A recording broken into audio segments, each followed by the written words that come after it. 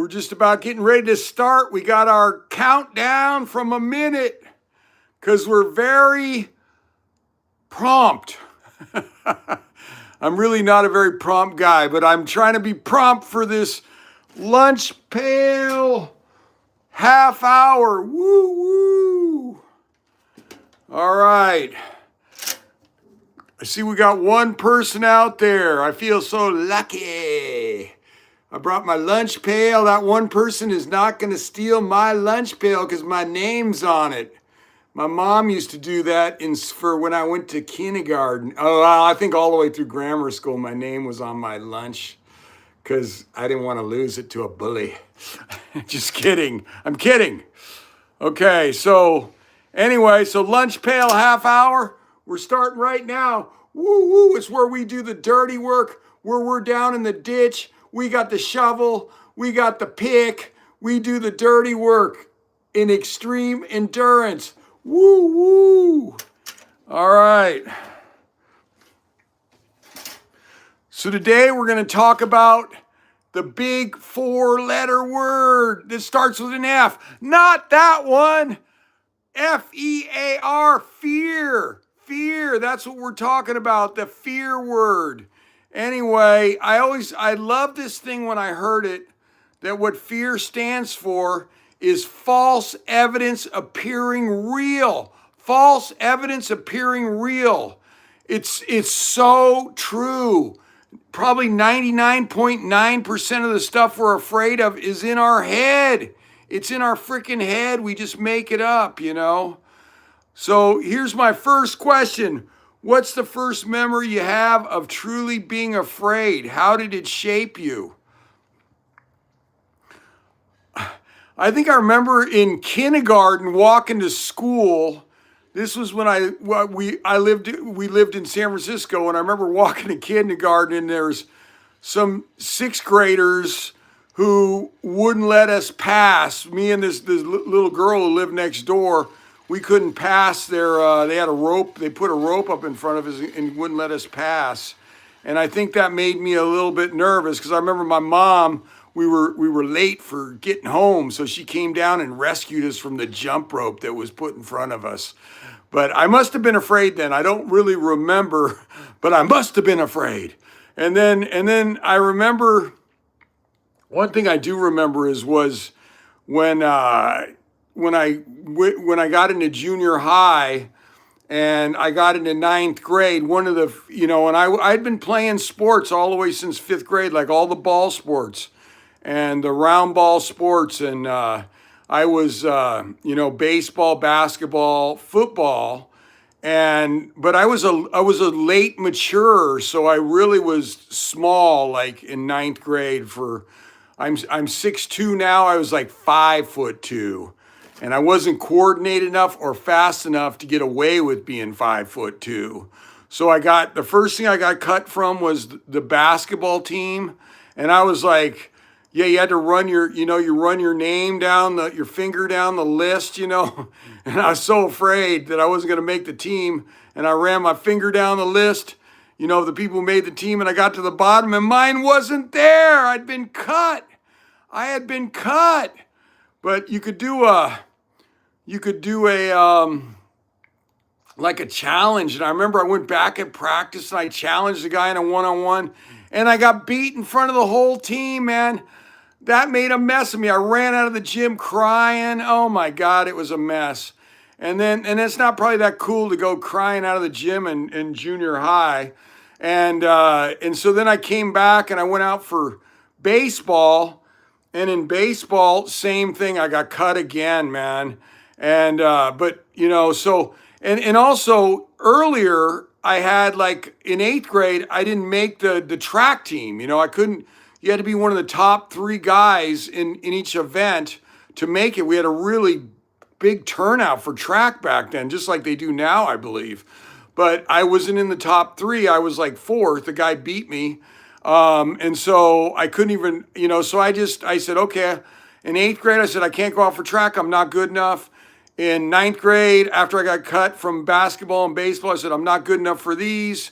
So when it came to 10th grade, I was so afraid of being cut that I went out for soccer. It was new to our school. I'd never played it. The biggest thing though that they had was they didn't cut because there wasn't enough guys who came out. So I went out for soccer. I mean, I don't think I was any good or anything, but I went out for soccer as like as a sophomore and played on the JV team and didn't get cut. Wasn't good. Didn't have a lot of passion for soccer either. You know, all my friends were running track, but I didn't want to go out for track because I remember in 8th grade I couldn't make the top 3 in my event. You know, it was a 13:20 back then, 3 laps around the track. And but in 10th grade, so I played soccer. Yeah, and then in 11th grade I played soccer again in the thing, and I wasn't any good at soccer. You know, I'm on JV as a junior, which is. That's not saying a lot about my soccer skills. And then I remember like my buddies were all running and they said, you should come out for track again. You know what I mean? And I'd gone out that summer and ran with my buddy. I remember he took me on like an 8-mile run and I hadn't been running at all. And I ran like 4 miles and I had to take a bus back to where we were staying at my aunt's hotel. And then I remember that, but it triggered me. And I said, oh, my love of running, because I loved it. And so I went back out. I ran track in the summer, I guess, or the fall of my senior year. I guess it's spring, I should say. My junior year, and I got like 5th in the county in like the 800 2 laps around the track, and and it was like, yeah, I faced that fear of getting cut, and going back out and not making the top 3, and I finally went back after that fear, and it limited me though. I mean, just because I was so afraid to go out for these other teams. The other thing that triggered me was one of the guys who got cut off the baseball team with me. He practiced all summer. And when he got cut, he practiced all year, went back out for the team as a sophomore and freaking made the team. And that like really stuck in my head because everybody else who got cut with me, there was a lot, it was like 15 of us or 10 or something got cut. And none of us were going out for baseball again. And that guy did. And I made a mental note that guy not only did it, but he made the team. He went out and made the team because he'd improved. And that was one of the big things that got me back out running track, So, yeah, you can't let your fear stop you from doing things. That was a big, I don't know. It was really big in my head, that being cut thing, So, but I'm glad I finally did get out there and started running again. That's my passion. I'm still doing it to this day, I'm like 30, so that's been 12 years I've been doing it. How do you tell the difference between fear that protects you and fear that limits you? That's a good question because the saying is, on everything is false evidence appearing real, but they're probably you don't want to step in front of a car that's going like 50 miles an hour down the street. That's probably a good fear to have. But, I really, it's like if you're seeing other people doing this, whatever you want to do, and they're staying alive, then it's probably false evidence appearing real. That's what that fear is. It's false evidence appearing real. Do you see this picture of me, this one up here of me skydiving? That was one of my biggest fears. That's me, doing a tandem dive out of a plane when I had this huge fear of heights, huge. And so I never faced it. And I never faced my fear of heights. And I went up on Denali and I'm climbing Mount Denali. And it's got some steep parts. And I'm freaking gripping up there, gripping, And gripping means you're just super nervous. You're just so tense up there. And I was wasting all kinds of energy. And I go, and I didn't make it, It was one of my attempts. I've taken 6 attempts now. But that was one, and I was like, I came down and I said, man, this fear of heights, I got to conquer this, man. I got to conquer this. So that's where I said, okay, one way to conquer it is to skydive. And so I signed up. I went up, to the little airport up here. And I remember I had just flown commercial up to the Bay Area from somewheres, and we hit a little bit of turbulence. And the pilot gets on there and goes, everybody fasten their seatbelts. We got some turbulence. So of course I fastened my seatbelt, and then I get up. We're in this little dinky plane too. It's dinky, man. It was hard to get up high. We got to keep winding back and forth, like you're winding a bike up a hill. And finally we get up to our height. I think it was, I don't know, 12,000 feet, 10,000 feet, something like that.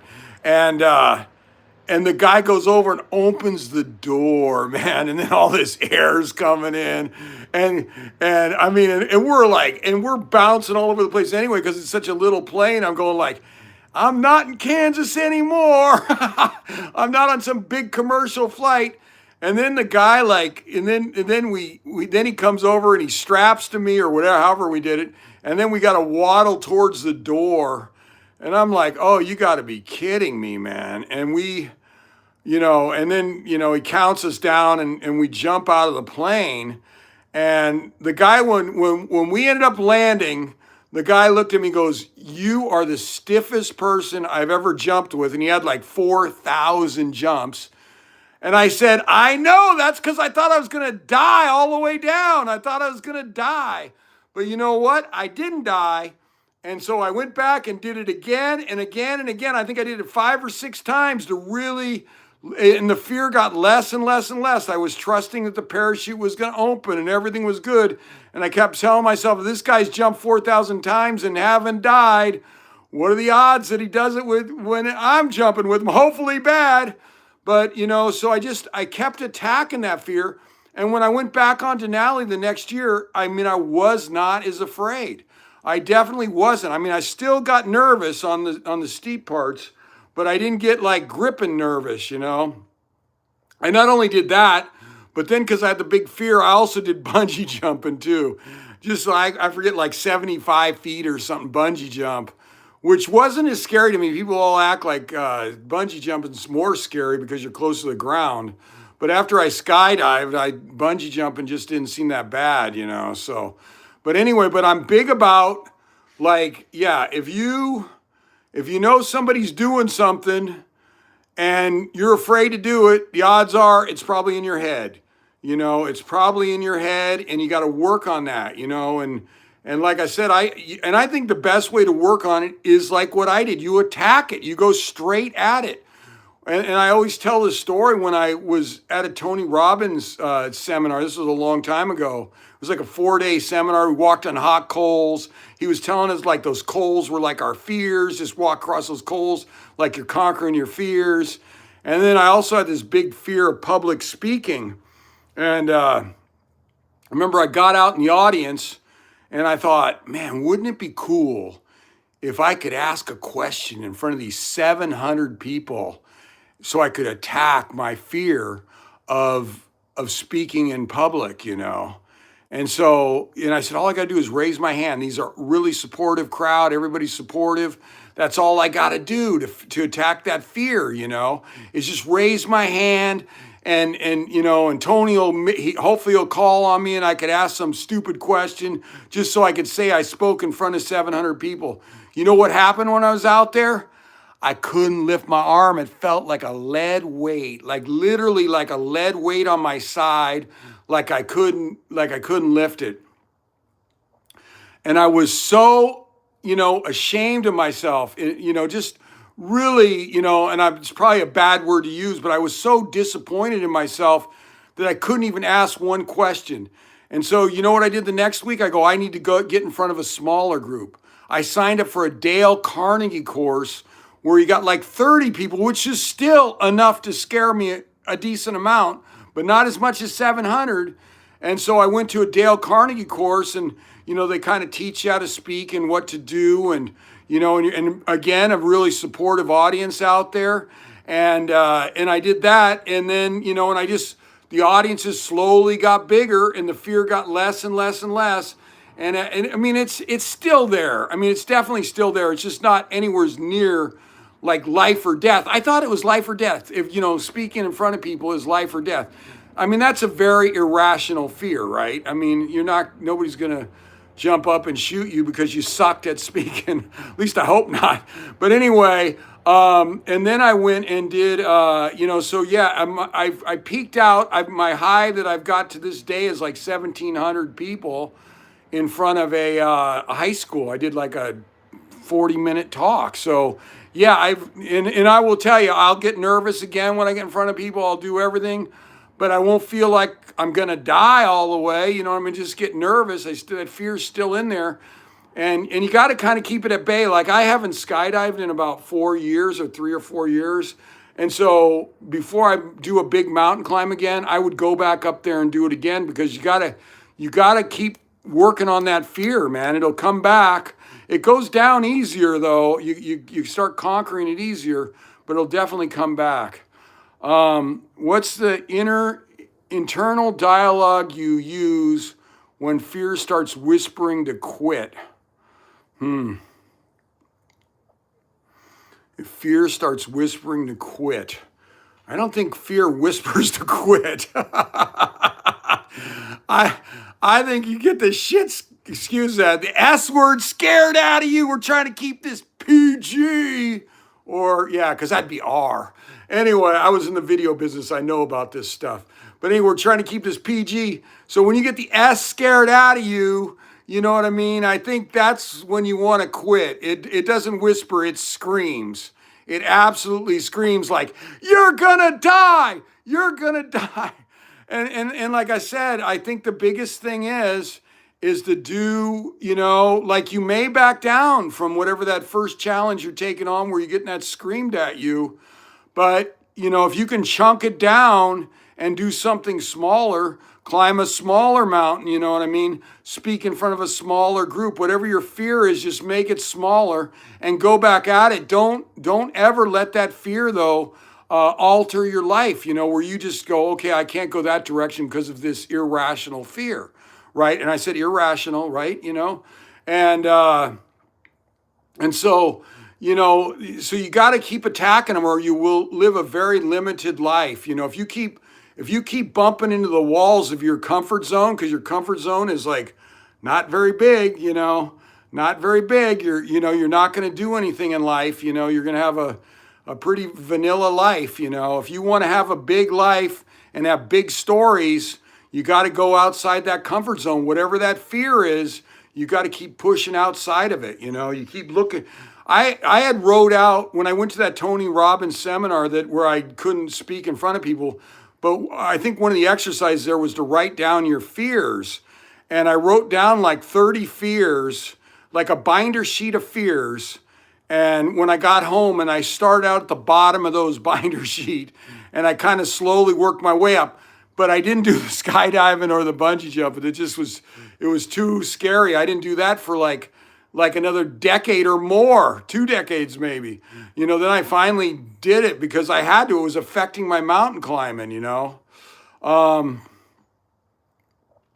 Yeah, so and I will, like if I'm going to say this is, I mean, when I was jumping out of that plane, literally when I jumped out of that plane with that guy strapped to my back and I'm looking at it, people go like, you'll feel like you're floating on a cloud when you jump out. I go, oh, that was BS. That was absolute BS. I felt like I was going at the ground like 110 to 120 miles an hour, and I was going to be a pancake. That's what I felt like. And this guy was on my back, and he was going to pancake me even worse. And so I just kept saying to myself, false evidence appearing real, false evidence appearing real, false evidence appearing real, false evidence, until that damn parachute opened up. And then I wanted to kiss the guy because I was so happy that I knew I was going to live then. But yeah, I think I'm saying what I've done, like in that situation, same with the bungee jumping that I did, after that or before, maybe I did the skydiving first and the bungee jump. I just said false evidence appearing real, false evidence appearing real, false evidence over and over in my head. Fear, F-E-A-R, false evidence appearing real. That's what I kept saying. I was crowding out any negative thoughts I could say. I'm crowding up because you can really only think of one thought in your head. So whenever that fear goes, you gotta start crowding it out. Like a lot of times I'll say, I love heights. I love heights. I love climbing. I love mountain climbing. I love rock climbing. I love rock climbing. I love rock climbing. I love rock climbing. And then if I can't even get out 3 words, I love rock climbing. I guess that's 3 words. Then I'm just going to say yes, yes, yes, yes, yes, over and over again until that, it's kind of a wave. It's a fear wave comes through. And you keep saying that, and then eventually your logical mind takes over again, and you go, I'm really not gonna die. The odds are that I'm not gonna die. If this guy's taken 4,000 jumps, I think the main guy who was in charge of the place had like 13,000 jumps. I go, if they haven't died yet, geez, what are the odds I'm gonna die on my first jump, So that's the other thing I put the odds together on that. I try and put odds. And if the odds are really, if you get the odds up really crazy, like I know when I climbed Denali the first time, like 7 people had died the year before on the mountain. And then I kind of looked how, or, researched how they all died. And most of them, I think all of them were like solo climbers. They'll fall in a crevice, whatever. But I was going on a team that was roped. And so there were, 2,000 people climbed, seven died, but of those 7 died, they were all solo climbers. And so I said, all right, if I'm with a team, nobody on a team died last year. And even if I was a solo climber, the odds are still like, out of 2,000 people, I shouldn't say that, I guess. I don't know. When those solo guys would go by me, I'd go like, ooh, those guys are daring. I respect them. They got those rods they poke into the snow to try to find the crevices, because that's where you're screwed. I mean, I fell down one year up there 25 feet down, and the only thing that saved me was I was roped to a guy. So, I went down like Spider-Man, dragging him backwards to the top of the hole. But, if you fall in and you're not roped, you're dead, man, So yeah, so a lot of times I do the odds. I try and crowd out the fear, if the odds are like 1,000 to 1 or whatever, that guy had jumped 13,000 times, I think, and hadn't died yet. So I go, well, what are the odds I'm going to die, man? I'm not. Okay. What would you tell your younger self? One thing about fear, what would it be? Can't let fear run your life, man. You just can't. If you're not doing things you want to do because of fear, I don't like having any fears at all, even if because I had no idea that fear of heights and would affect me anyway in life. And it really didn't bother me till I got to where I was climbing mountains and rock climbing, But I think I would go after every freaking fear and start with the easy ones. Like I said, I had a binder page. I wrote out of fears. I put them in order of fear. Start at the bottom, start work on that bottom one, that's the easiest to conquer. I know one of my fears came up. I had a fear of rats, right? Like, I don't even know why, because I never see rats. But I had this fear of rats. And then I was meeting a client for dinner, and a rat ran out from, I guess, under this car or something. And he ran down this alley, man. It was a big one, like the size of a cat. I say, I never seen rats. I saw that one. And I said, oh, this is a good chance for me to go after my fear of rats. And so I walked down that alley with my little cell phone light, out there. And I'm looking around for that rat. I don't know if I really wanted to find it, but it was a big deal just that I followed it down this dark alley, and I'm looking behind these dumpsters. And so I felt like that showed that I was attacking that fear of rats, So so now I don't know. It wasn't that big a fear anyway. That would have been one near the bottom. I just never had an opportunity to go after it. Okay. How can we practice being brave every day in small ways. I think it's like, yeah, whenever that thing comes up that you don't want to do something, that fear comes up, something you don't want to do, you absolutely have to do it. And that's how you get a big life. I was listening to Goggins get interviewed. Goggins was learning to fly a plane because he had such a fear of flying that he went and learned how to fly a plane. I mean, he attacked all his fears too.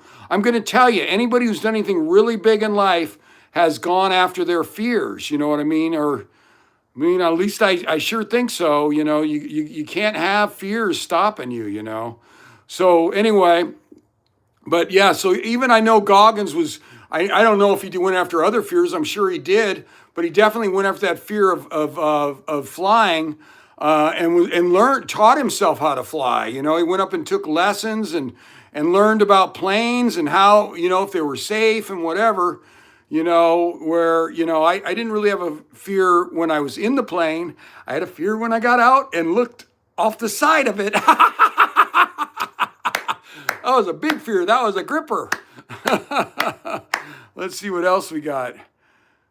How can we practice being brave every day in small ways? I think I got that. Like I said, if anything comes up, you just got to go after it. It's got to be your automatic reflex. This thing is scaring me. I need to go after it. I know that the reason I learned to swim and to swim the English Channel is because I was so afraid of swimming in deep water, rough, cold water, that I had to go do it because I did not want to have that fear that I wouldn't go after. And so I did, and it started out me just learning how to swim so I could do a triathlon, or I kind of knew survival swimming from, that 2-week training you get as a kid, but I could only swim out like over my head.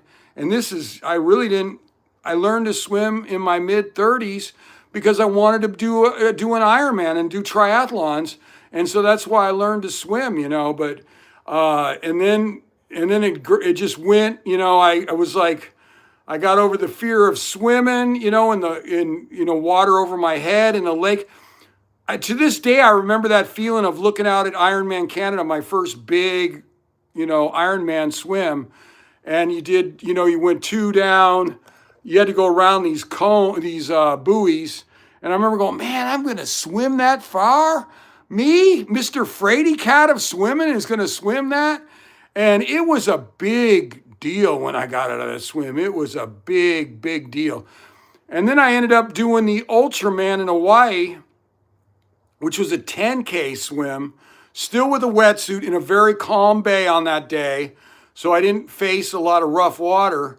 But one of the girls in the race, and she on the swim, she beat me by only 5 minutes. And in the award ceremony, they announced that she had swam the English Channel. And so, I go, wow, if she swam that English Channel, that's a no wetsuit, no break, 21-mile swim, cold water.